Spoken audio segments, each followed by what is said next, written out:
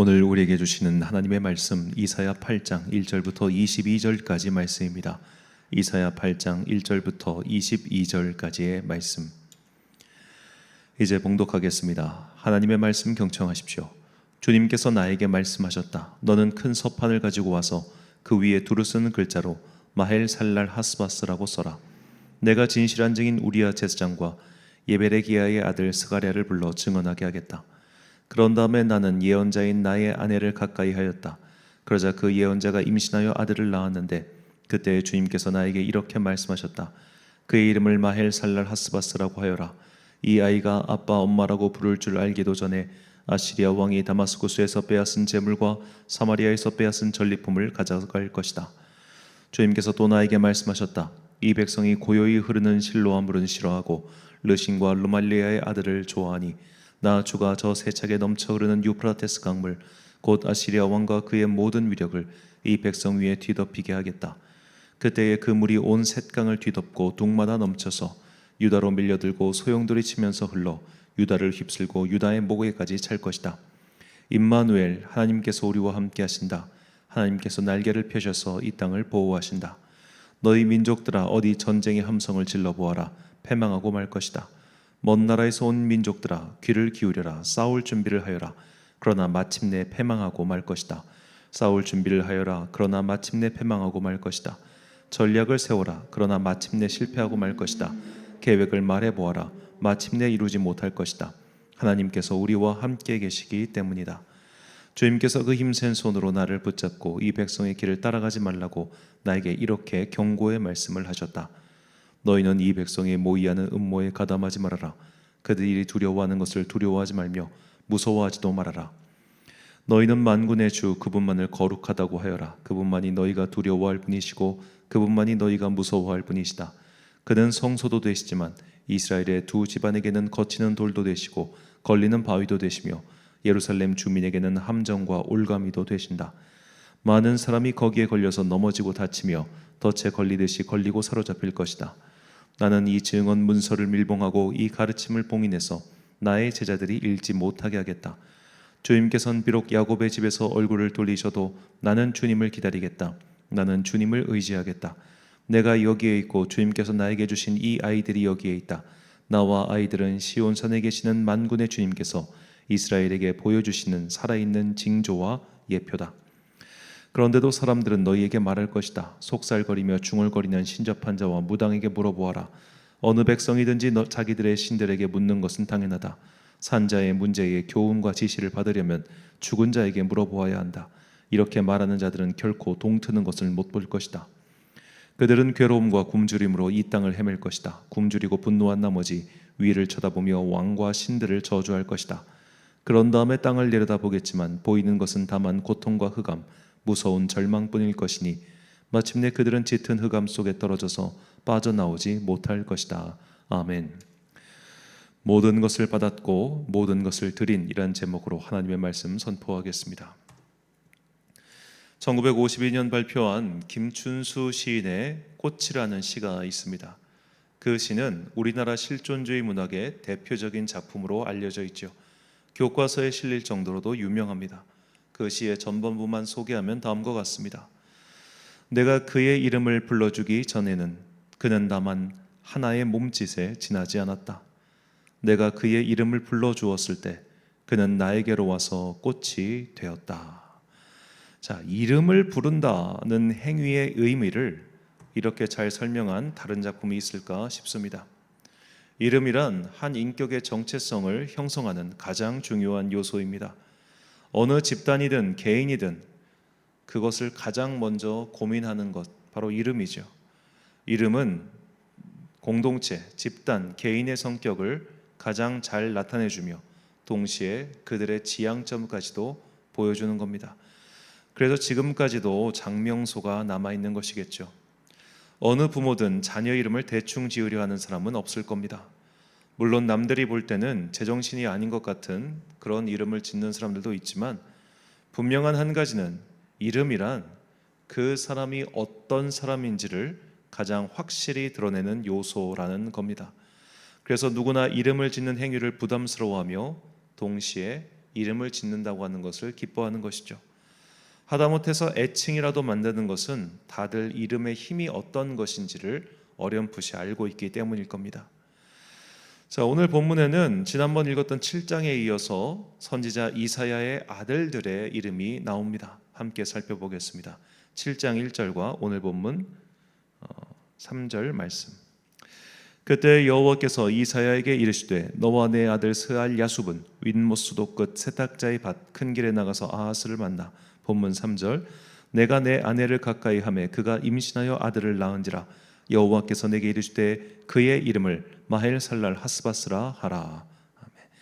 자, 스알 야숲과 마헬살랄 하스바스, 이 두 사람의 이름의 뜻은 스알 야숲은 남은 자가 돌아오리라 라는 말씀이고 마헬살랄 하스바스는 노략이 속히 올 것이다 라는 뜻입니다.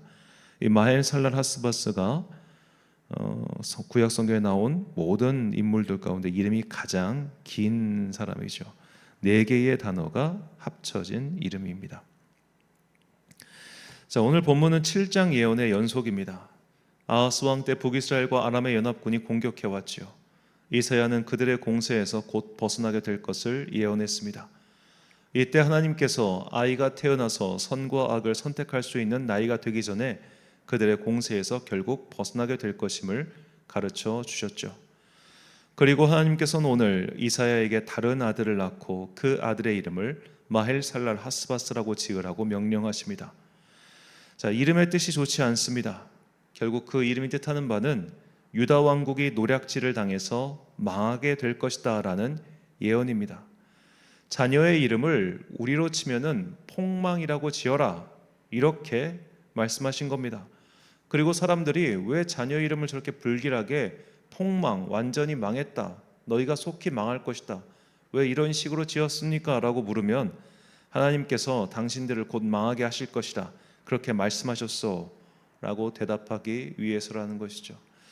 자, 이 아하스 왕 때 북이스라엘과 아람의 연합군이 쳐들어오자 아하스는 이사야로부터 하나님께서 너희를 회복시켜 주실 것이고 결국 한 세대가 가기도 10년도 되기 전에 결국 이 모든 공세가 끝나게 될 것이다 이런 예언을 들었지만 아하스는 그 예언을 따르지 않고 바로 북쪽에 있는 강대국 아시리아에게 도움을 청하죠. 그래서 아시리아는 북이스라엘과 아람의 연합군을 무너뜨립니다.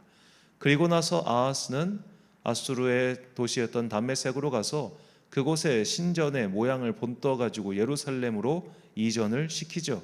자, 이 과정이 이제 나오는 겁니다. 아까 우리가 성경을 읽으면서 의미심장하게 볼 것은 신실한 제사장 우리야라고 나와요. 우리야라고 나옵니다.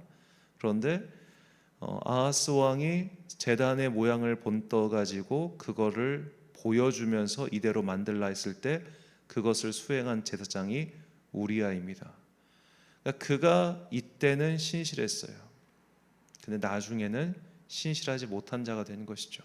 그 이유가 무엇인지 우리는 성경에 나오지 않아서 알 수는 없지만 참 어떻게 보면 그러니까 이사야를 통해서 또 역대 열왕기의 이야기를 우리가 새롭게 볼 수 있겠습니다.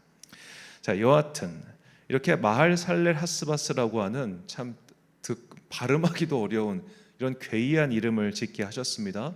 그리고 그 이름을 통해서 사람들로 하여금 경고하신 것이죠. 너희는 곧 망할 것이다 라는 심판의 경고 말입니다.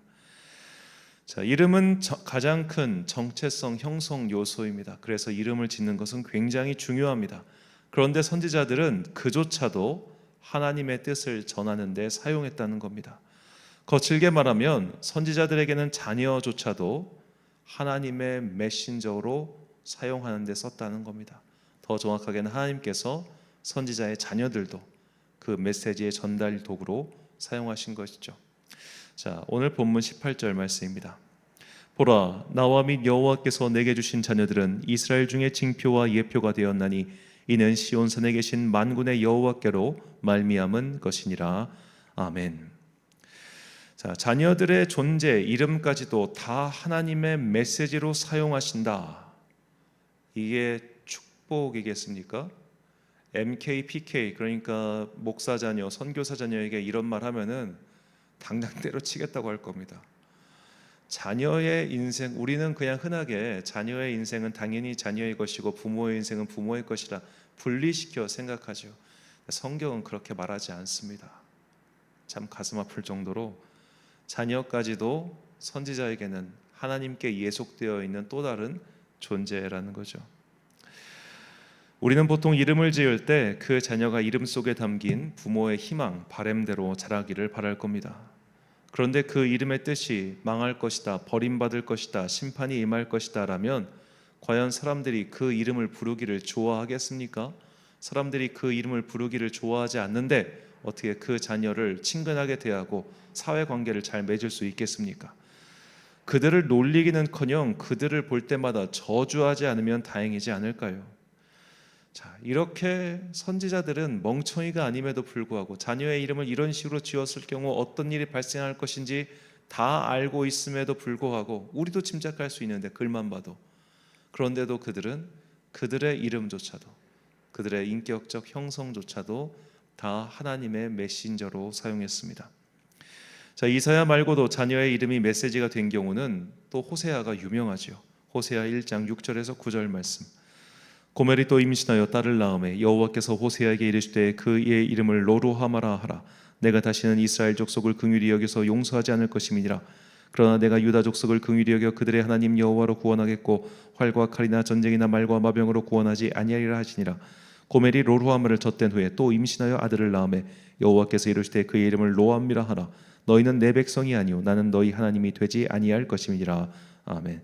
자, 이 호세아 선지자는 북이스라엘 여로보암 2세 때 활동했던 선지자죠. 그리고 그 당시 남유다의 왕은 히스기야와 아하스 시대입니다. 자, 그때는 또 이사야가 활동했을 때죠. 그러니까 호세아와 이사야는 활동한 지역은 다르지만 활동한 시기는 같았던 선지자입니다. 그리고 이 두 선지자에게는 공교롭게도 자녀들의 이름이 모두 다 하나님의 메시지로 사용되었죠. 자, 하나님께서는 그 선지자의 자녀의 이름, 누구도 그렇게 이름을 짓지 않을 것 같은 그 이름을 통해서 이스라엘 백성들과 남유다 백성들에게 강렬한 메시지를 전하고자 하신 겁니다. 너희는 그딴 식으로 살면 다 망해버릴 거야. 내가 너희를 심판할 거야. 그래서 그 자녀들의 이름이 계속 불릴 때마다 그런 심판의 메시지가 그들의 머릿속에서 잊혀지지 않도록 그렇게 쓴 거예요. 자, 하나님의 선지자의 이름을 이런 식으로 지었을 때 사람들이 어떤 느낌을 받았겠습니까? 그 당시 사람들이 저 선지자 이상한 사람이야 라는 생각을 함과 동시에 자녀의 이름, 자녀의 정체성까지도 메시지로 사용할 만큼 지금 우리가 심각하구나, 지금 이 위기가 정말 가까이 왔구나, 이 위기가 가짜가 아니구나라는 것을 우리가 느끼지 않았겠어요? 그 당시 사람들이.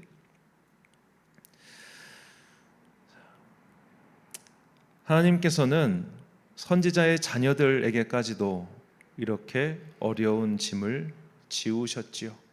이것이 선지자의 삶인 겁니다.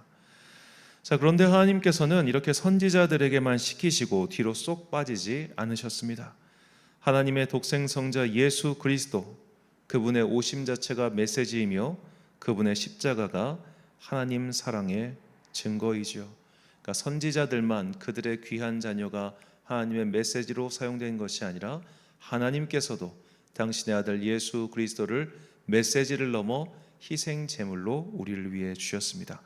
요한일서 4장 9절과 10절 말씀입니다. 하나님의 사랑이 우리에게 이렇게 나타난 바 되었으니 하나님이 자기의 독생자를 세상에 보내심은 그로 말미암아 우리를 살리려 하심이라. 사랑은 여기 있으니 우리가 하나님을 사랑한 것이 아니요 하나님이 우리를 사랑하사 우리 죄를 속하기 위하여 화목제물로 그 아들을 보내셨습니다. 아멘. 자, 자녀들까지도 하나님의 메시지가 되어버린 그 처절한 삶, 그 메시지도 회복과 화해와 화평의 메시지가 아니라 심판과 저주의 메시지. 그게 얼마나 참 삶이 곤고했겠습니까? 그리고 이 세상에, 이 죄악 세상에 하나님의 자녀를 보내시고 그를 화목제물로 삼으신 하나님의 메시지 그리스도 예수 앞에서 우리는 다시 한번 우리의 삶을 돌아볼 필요가 있습니다. 나는 지금 그분께 무엇을 드리고 있습니까? 라고 말이죠.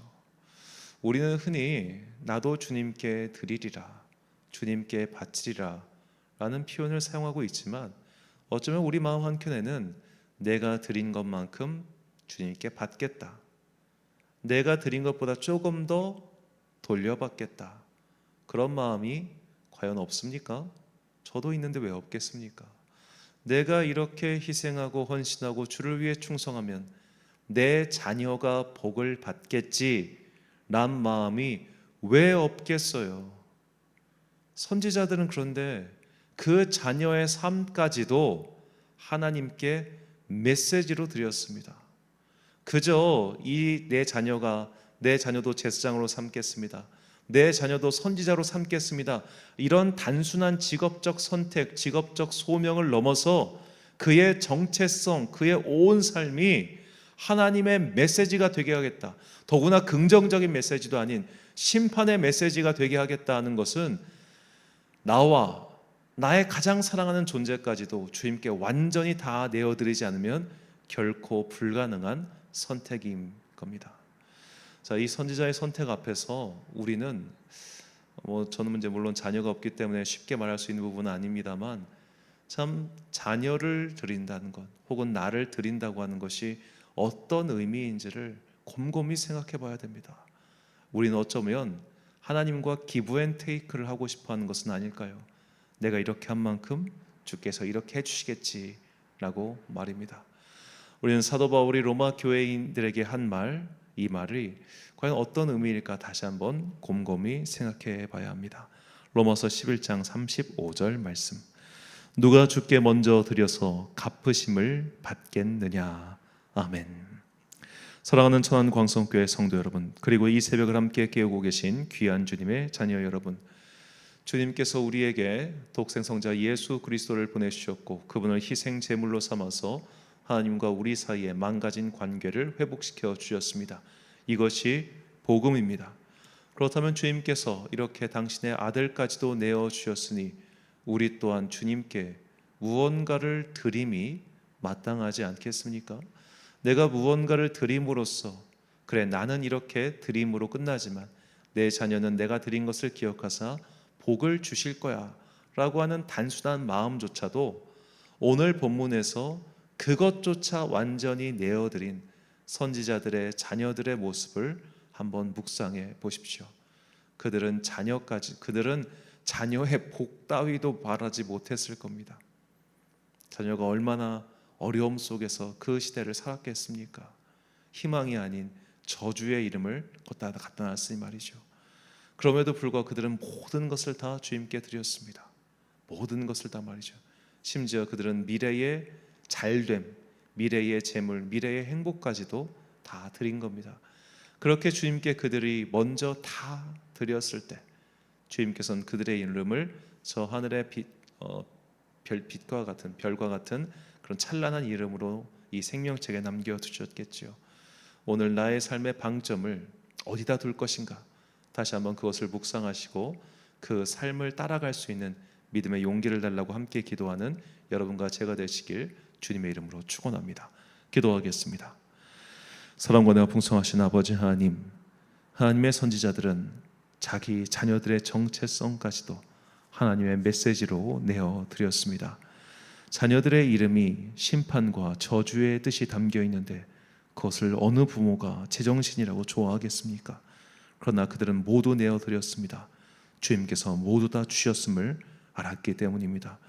만군의 주님께 이렇게 나의 모든 것을 다 내어드릴 수 있는 그런 주님의 사람이 되기를 우리는 진정 바라고 있는지요? 오늘 기도하면서 말씀 앞에 서서 스스로를 돌아보고 우리의 각자의 믿음의 부족함을 깨닫고 주님께 간구하는 당신의 자녀들 되게 하여 주옵소서. 한 주의 업무를 시작하는 월요일입니다. 이제 무더위가 서서히 그쳐가고 있습니다. 주님께서 새벽과 저녁으로 시원한 바람을 보내주시고 이 무더위에 지친 영혼들을 주님 위로하여 주옵소서. 오늘 하루도 참 좋으신 우리 주님의 은총과 평강이 모든 성도들과 함께 하시기를 간절히 소망하오며 이 모든 말씀 우리 구주 예수 그리스도의 이름으로 기도드립니다. 아멘. 오늘의 기도 제목입니다. 하나님께서 나를 먼저 사랑하사 독생자 예수 그리스도를 주셨습니다. 우리가 받은 은혜를 묵상하고 우리 또한 무엇으로 그 사랑을 갚을지를 묵상하시기 바랍니다. 오늘 주신 기도의 제목 가지고 기도와 묵상에 힘쓰는 하루 되시길 바랍니다. 기도하겠습니다.